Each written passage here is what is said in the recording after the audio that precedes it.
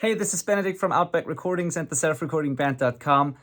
If you've been following me for a while, you know that I'm like teaching a lot, right? I have this podcast and I do coaching and courses, and when I post content, it's mostly like educational, or I post like the success stories of bands that I work with and stuff like that. And I thought, instead of just like in addition to that, so that I'm not just teaching and showing the stuff that has already worked, I wanted to start documenting the journey. Basically, I wanted to do like little videos like this where I'm hopefully starting conversations and I'm sharing my process and like all the things that I learn. I want to pass them on to you, and the failures, the lessons along the way, all of that. Not just the finished, polished thing, and like the teaching and the how to and the tutorials and all of that. So I think I'd start a little video series at the end of every day. When I wrap my day up here, I try to think and reflect back on like what I've done today, what I've learned today, and I want to share those things with you so you can hopefully benefit from those as well, and hopefully not make the same mistakes if I've made a mistake. So today, it's not about mistakes. Today, it's about something that I thought about a lot, because yesterday we had a coaching call with a group coaching call with people that are in my academy, the Self-Recording Band Academy, and with my coaching students. And one of the questions and one of the things we discussed was how to actually finish projects, because we all struggle with finishing things, right? If we have multiple things on our plate, or if we have a lot of ideas as artists, as musicians, as bands, like how do we finish those? How do we make sure that we not only have a lot of ideas, but we also finish them, and we make sure we can put out music and content, whatever it is, consistently. So we discussed that, and I thought about that for a while after that, and I thought about it today a lot. And I think and that's what I want to share, like my thing that helped me the most with this, because I'm juggling a lot of things, right? I have the studio, I have the podcast, I'm teaching and all that. So, and I'm always working on multiple things at a time, but I have to finish them. And my thing that helped me the most is having a system and a process that I can trust. I talk about this a lot on the podcast as well. Like, I'm a systems and processes guy. I just like having a plan for things. But even like for the creative stuff, like writing and finishing creative projects, I think, in my opinion at least, a system is really, really helpful. And there is a book that I've read a couple of times now that I think is really awesome. I don't follow it entirely because it's like really complex if you do it all, but like I do a light version of that. And that book is Getting Things Done by David Allen. I think it's a great framework, and I use parts of it. And the main components for me that are useful that I want to share when it comes to finishing projects, also creative projects, is that I like to have an easy to use capture system, and I have a reviewing process. Those are the main two components.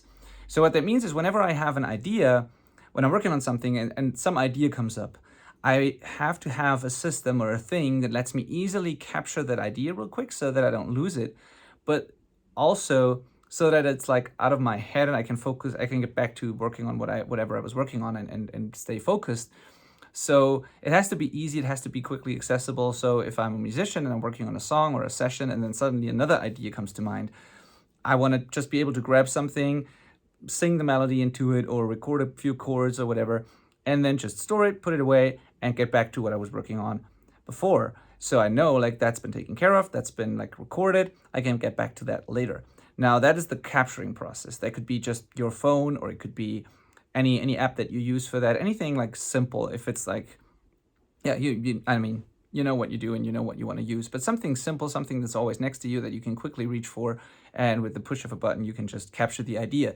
And then the second critical part of that is, I think, the reviewing process. That is what's really critical here, because if I don't do that, I just keep capturing ideas and I'm writing down to-dos and all these things I want to do, but I never really do them. When I never really sort through them and define which of those are actually important to me.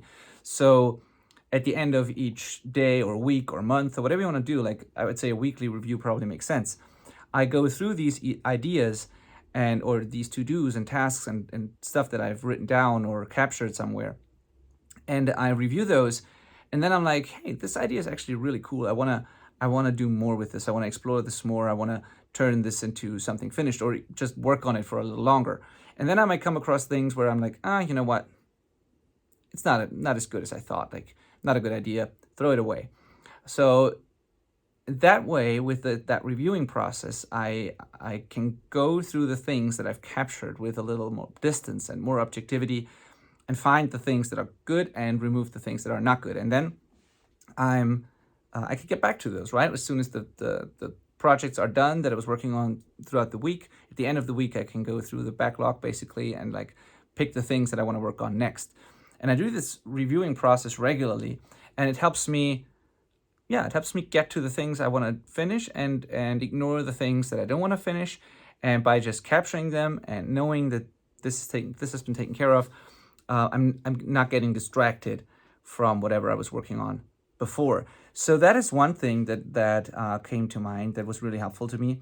The other thing is just, I don't know, I don't know about you, but like I'm a big fan of just showing up anyways, no matter how you feel. Like even if you don't feel like finishing something, or if you want to start something else and you sort of lose the excitement for it for a moment, I still show up and try to finish it. You can force creativity, of course, but sometimes you just have to write a couple of shitty things, and then you sort of find your inspiration again, and then you can keep the ball rolling. So I think just showing up and trusting the process, even though you might not be able to do something really good or meaningful today, is really important.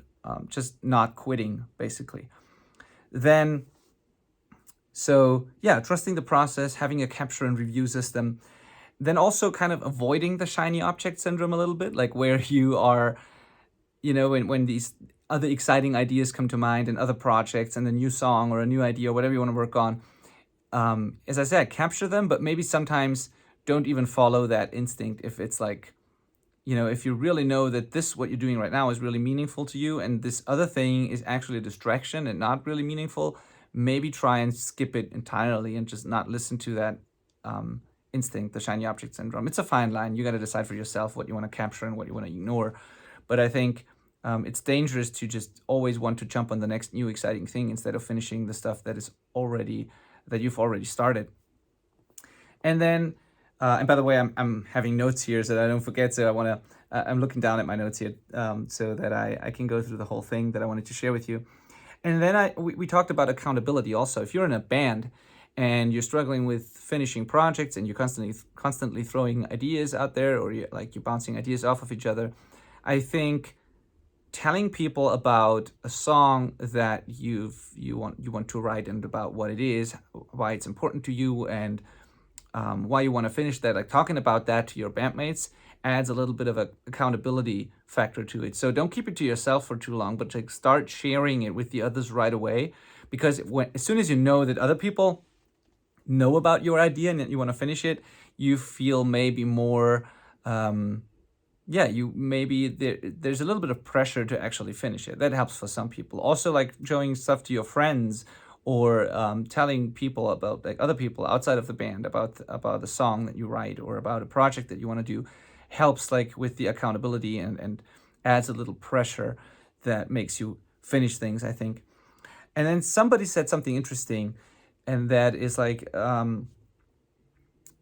if you define the end result, that also helps, I think, because a lot of these projects are like open loops, and there's no real definite outcome or no real state that the project has to be in order for it to be finished, or in order for it to be ready to move to the next phase.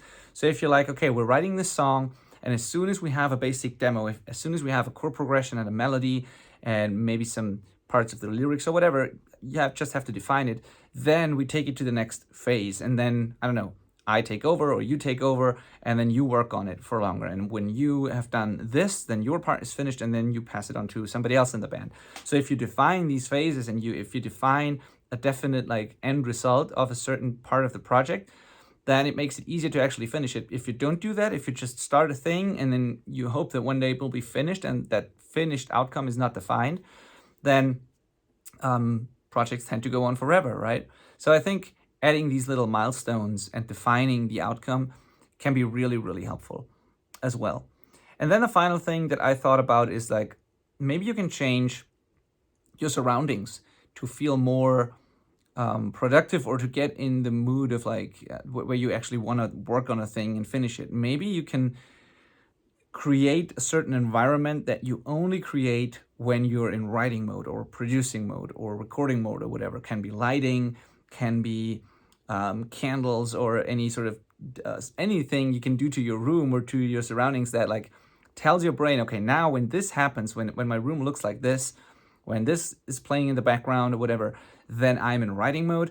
And if you do that for a longer period of time, then that sort of triggers what you like, your creativity and what you need in order to be productive and to get into the right mindset and mood to actually work on the thing you're working on.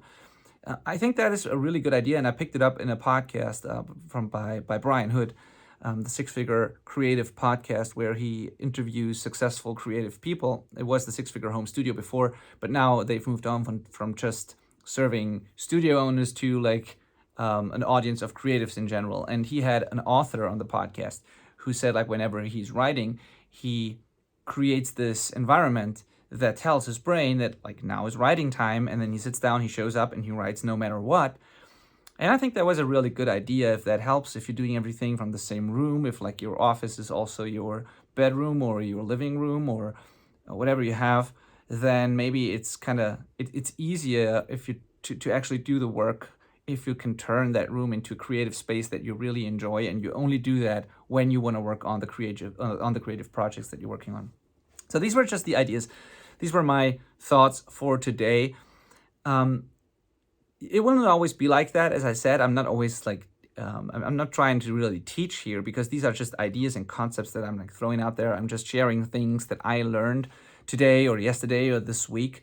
And I want to put them out there. I want to start discussions, and I want to show you sort of the behind the scenes stuff a little bit, and just my journey in general, I think. Because I'm learning every day. I believe in being a lifelong learner, and I always pick up things from books and from other podcasts and from other people. And I think it's just a cool idea to just share that, in addition to the long form podcasts that we do and the video tutorials and all that. So yeah, hope that helps. Hope that was some like food for thought, and please start a discussion. Comment below. Let me know what you do in order to be able to finish the projects that you're working on. Let me know if that's a struggle at all. Maybe you don't struggle with that. I think most of us do. And yeah, talk to you tomorrow. Bye-bye.